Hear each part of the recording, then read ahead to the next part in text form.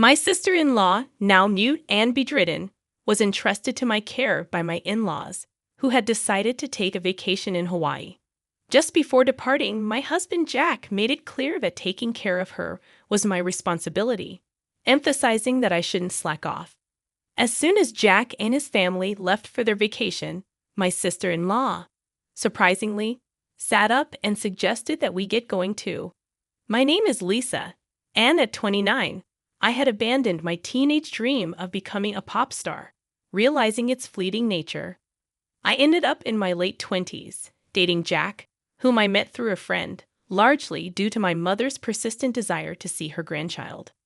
Jack, despite having once aspired to enter the entertainment industry, now worked at a prestigious trading company in downtown Manhattan. After college, I had worked at a bank until I got married, at which point I quit my job. On a visit to Jack's parents' house, I learned about his younger sister Lucy, who, as a child, had contracted encephalitis from influenza, leaving her mute and bedridden due to brain damage. Lucy's mother had primarily cared for her, but surprisingly, Lucy and I got along well, communicating through sign language. Over time, I naturally picked up sign language, and our bond strengthened. Despite this, my mother-in-law, who was quite different from Lucy, was consistently sarcastic and critical of me. Jack and I lived in a condo about 30 minutes away, yet my mother-in-law would occasionally show up unannounced, nitpicking and issuing traditional instructions like keeping Jack's shoes clean and neatly folding laundry. She referred to Jack as Jackie and insisted on outdated practices, such as not going to bed before him, regardless of how late he got home. During our dating and early marriage days, Jack had always been kind and never disagreed with me, despite his mother's influence. Initially, Jack was incredibly considerate. If I mentioned feeling unwell and suggested having dinner outside, he readily agreed. Likewise, if I expressed interest in a designer bag, he would purchase it for me the following month. However, approximately a year into our marriage, Jack began to change, or perhaps reverted to his former self. He started coming home late from work, consistently smelling of alcohol. On weekends, Jack claimed increasing work responsibilities, making him too busy for family time. Oddly, even during visits to his parents' home, he would decline my invitations to join him. Frustrated, I decided to confront him about the growing distance between us. "Jack, you've become so distant lately. It feels like you're a completely different person," I expressed. Jack glared briefly before dismissing my concerns. "That's not true. You're overthinking things," he replied. Unconvinced, I pointed out that he rarely spoke to me anymore. He told me to stop bringing it up and walked away, ending the conversation abruptly. One Sunday, Jack surprised me by announcing he was going home. This was a departure from his usual refusal to have me accompany him on such visits. Eagerly, I offered to join him, expressing a desire to see Lucy as well. Jack's reaction was mixed, and he remarked on our seemingly close friendship. Despite his subtle grimace, I drove us to Jack's family home in Nebraska. Along the way, we stopped at a bakery to buy pastries as a gift. Jack's mother, who typically frowned at my presence, lit up upon receiving the pastries. When we arrived, she greeted us with a frown, as if displeased to see me. Undeterred, I handed her the pastries, and her expression changed like a child receiving a cherished toy. Curious about Jack's father, I inquired about him, learning he was out at a meeting. Jack's mother asked if I needed something, to which I replied that I didn't, just having something on my mind. He replied, "I hadn't heard anything about this from Jack. What's going on? Did you have something to tell your father?" I asked. Jack retorted, "It's none of your business." "What do you mean? We're a married couple, aren't we? Can you just stop nagging?" His mother chimed in, "Exactly. If Jack doesn't want to tell you something, you shouldn't be prying." Recognizing the futility of arguing, I chose not to respond. Just then, Jack's sister appeared. "Oh, Jack, you're here," she said. Jack seized the opportunity, saying, "Sis, perfect timing. I have something to discuss." She inquired, "What is it?" Jack proposed, I can take a long vacation next month. I was thinking about a family trip to Hawaii. How about you, sis? She replied, I'll pass. I don't have a passport. I was taken aback. Jack, usually busy with work, was suggesting a trip to Hawaii. Concerned, I asked, Jack, is everything all right with your job? His mother seemed displeased with my involvement and said, You shouldn't meddle with decisions Jack has made. You're really nosy, aren't you? Jack's mother then revealed the real reason for the meeting. I was to take care of Lucy during their vacation. Though momentarily surprised, I realized staying with Lucy was more appealing than going to Hawaii with my mother-in-law. I agreed to take care of Lucy, but I questioned why they had to bring me all the way there for such a discussion. Jack explained he expected resistance and wanted his mother to convince me forcefully if needed. Dumbfounded, I left the room to go to Lucy's room. Lucy was delighted to see me and asked how I'd been. When I explained Jack asked me to come along to their parents' house, Lucy remarked on Jack's change in behavior. Lucy suggested I stay over, and we had a great time chatting. An hour later, Jack came to get me, and we headed home. Lucy gave me a slight wink, hinting at a shocking truth and an even more shocking plan. A month later, on the day of the Hawaii trip, Jack and I went to his parents' house. Despite not going to Hawaii, I brought luggage to stay with Lucy for a week. As departure neared, the family insisted that taking care of Lucy was my job, and my mother-in-law added, Please get along well with Lucy. It's better for you to stay here, isn't it? If anything happens to Lucy, it's all your fault. Unfazed, I returned to Lucy's room. At that moment, Lucy sprang up energetically and called out, Come on, let's get going. This echoed a recent conversation where Lucy revealed she could walk and converse, a secret she had kept since last year. I suppose, why have you been hiding this from the rest of the family? Lucy began sharing an unexpected tale, saying, Actually, my father and mother are both remarried. I'm my dad's child from his previous marriage, and my sister and brother are from my mom's side. Surprised by this revelation and considering the usual coldness from my mother-in-law towards Lucy, I couldn't help but think, I thought so. Is that so? Lucy confirmed, Yeah, my mom despises me. And I didn't want to talk to her, so I pretended that I couldn't. Curious about her father's knowledge, I asked, And your father? Lucy explained, Dad knows everything. He's always on my side. Understanding the situation, I said, I see. That's why, regarding this trip to Hawaii, I'm thinking we should go too.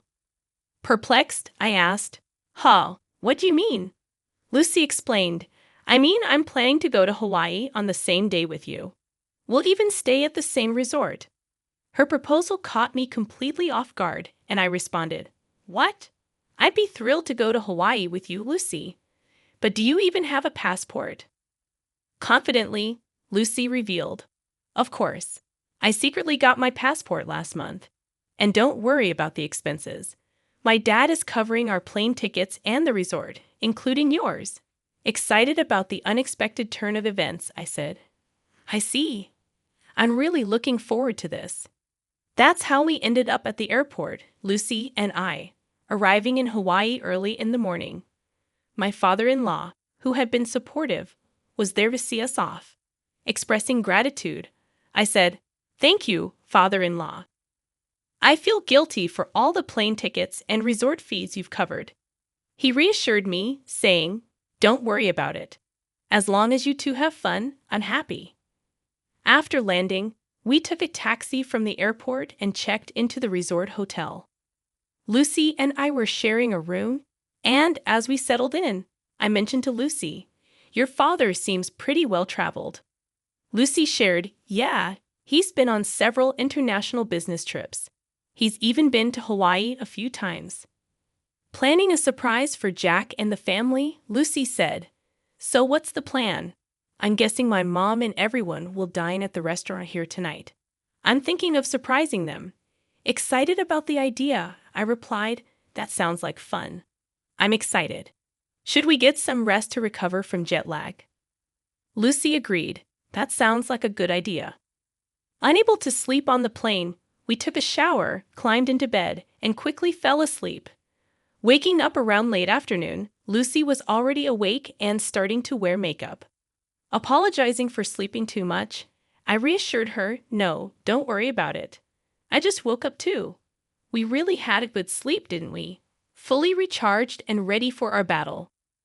Around 7 o'clock, I suggested, "I'll go and check the restaurant." As I looked for Jack and his party, I found them dining joyfully from the shadows near the entrance. Venturing deeper into the restaurant, I spotted the back of a young woman I didn't recognize. This puzzled me, as there hadn't been such a woman when they left Jack's parents' house. Straining my ears, I could intermittently hear Jack and my mother-in-law's voices. "I'm glad it's not that woman today." "Yeah, I really drew the short straw. She's tainted my family record. If only we had an elegant daughter like her from the start. I want to divorce her and start fresh soon. Try to find a reason for the divorce and extract hefty alimony from that woman. Even without a cause for the divorce, it's fine. I can fabricate as many as I want. She's so bad that I want to throw her in the trash. I want to see my grandchild from you and her." My mother-in-law was giving the woman a smile she had never shown me before. I was driven by the urge to step forward and see the woman's fate, but I held it in. I returned to my room and told Lucy that it took a while. "I'm sorry, I saw something shocking. Jack brought a woman that I've never seen before." "What?" I was about to scream. Jack and my mother-in-law were continuously bad-mouthing me, and Jack even said he would find a reason for divorce. That's terrible. Jack called me a bad catch, but seeing him with another woman, I felt relieved. Now I can divorce him outright. That's a good thing. Shall we make our entrance then? Lucy and I headed towards the restaurant hall. When we entered the restaurant, we requested to sit near Jack's table and were able to get a seat quite close to them. They didn't notice our arrival as we were sitting quite close. We could hear their conversation, which was still filled with derogatory comments about me. I was amazed and ended up giving a bitter smile at how they could badmouth me indefinitely. Seeing my face, Lucy gave a nod with a smile, a cue for us to begin our counterattack. I stood up from my seat, stepped forward towards Jack, and shouted, "Are you all having a good time?" I'll never forget the look on Jack and my mother-in-law's faces at that moment. Their mouths agape and eyes wide open, they froze for a few seconds. After a few seconds, my mother-in-law finally spoke. "Why are you here? And how did Lucy get here without a wheelchair?" At her words, Lucy stood up, gave my mother-in-law a smile, and said, "I don't need a wheelchair. Thanks to you, my body and speech have returned to normal. I must have caused you quite a bit of trouble for a long time. Lucy, when did you regain your ability to speak?" "I wonder when that was. Maybe last year." "Then why did you hide it until now?" "Because it was better if you guys continued to believe that I couldn't speak. You and Jack were speaking ill of me earlier, weren't you?" My mother-in-law's face turned pale in an instant. "What do you mean?" she asked. "Yeah, we weren't saying anything bad about you, Lisa," Jack retorted. "That won't work. I recorded everything on my phone. Do you want me to play it back right now?" I countered. My mother-in-law fell silent, but Jack stood up. "Lisa, you've been causing me trouble all this time, and now you're making these outrageous claims," he barked. Jack was the one making absurd claims, so I retaliated. "Once I return back home, I'll immediately contact my lawyer to initiate our divorce procedure. You can't deny the fact that you're on a vacation abroad with another woman. Plus, you described being with me as drawing a blank lottery ticket. So, I expect you to demonstrate sincerity by paying a hefty compensation for that comment," I declared. At my words, my mother-in-law seemed to acknowledge her defeat, and her attitude abruptly changed. "Lisa, dear, I really like you. Please try to get along with Jack. This woman is not involved with Jack," she pleaded. "I'm sorry, but I can't do that. Since I am a blank lottery ticket, I cannot live with Jack. Please enjoy your time with this woman. Oh, and I might also seek compensation from her." "Isn't that exciting?" I smirked. The woman in question turned pale and began to tremble upon hearing my words. Unfazed by the public gaze, Jack fell to his knees and pleaded, "Lisa, I beg you, don't make this a big deal." "My company has strict rules about this," he implored. "What's that?" "You don't sound sorry at all," I replied. Jack appeared taken aback, then tried again. "Lisa, I beg you. Forgive me. If my company finds out, I'll lose my job," he confessed. "Though your place sounds better now, I will never forgive you. You are married, and yet here you are on an overseas trip with another woman," I said firmly. Upon hearing my words, my mother-in-law also fell to her knees next to Jack, pleading, "Please forgive my son," tears streaming down her face. By this time, all the other customers were watching us, and the restaurant manager started walking towards our table. Seeing this, I got up and said, "Well, Lucy and I will head back to our room. You all enjoy your Hawaiian vacation. I guess things will get a bit difficult when you get back home." Hearing this, Jack cried out at the top of his lungs, "Please forgive me. I can't afford to pay any compensation." At his loud outburst, the restaurant manager frowned, instructed something to a nearby staff member, and then briskly told Jack something. It was a polite way of telling him that he was disturbing the other guests and needed to leave. However, Jack was taken aback, not understanding the manager's words. Soon, 2 buffed-up security guards arrived and hauled Jack away. Jack was sobbing and struggling, but he was no match for the 2 bulky men.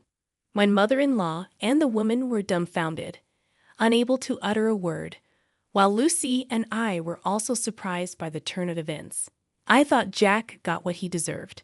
A week later, Lucy and I returned home. Jack was quickly released and seemed to have returned to his room. However, I later heard that he had been in a state of shock since returning to his room and had kept to himself until the end of the trip. The day after I returned home, I went to the law firm where my old college friend worked to request a divorce proceeding. Unfortunately, my friend was not present, but a female lawyer was assigned to me, who was very easy to talk to. I was able to explain everything that had happened. After listening to my story, she'd assured me that a divorce was possible, that I could claim alimony, and that she would investigate the woman who was with Jack in Hawaii before determining whether I could claim alimony from her as well.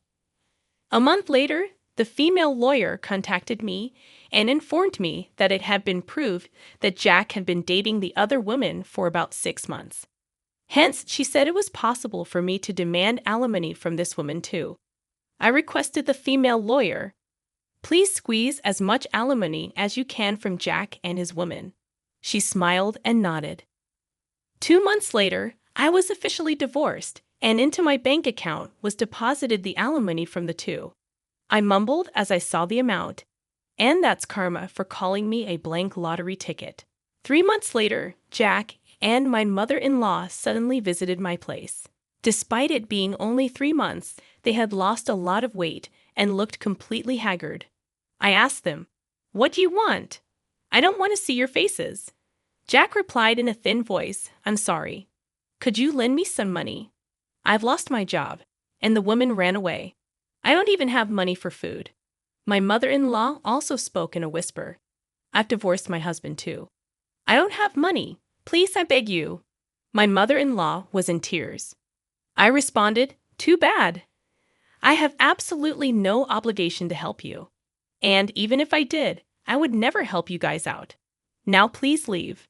After they left, I sprinkled a large amount of salt at my entrance to get rid of bad energy from my house.